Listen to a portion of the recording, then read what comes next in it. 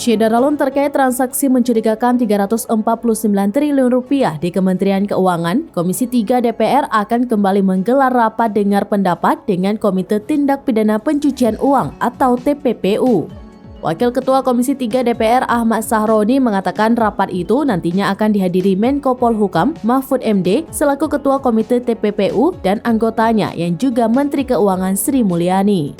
Selain keduanya, Sahroni menyebut rapat tersebut nantinya akan mengundang Kepala Pusat Pelaporan dan Analisis Transaksi Keuangan atau PPATK Ivan Yustiavandana.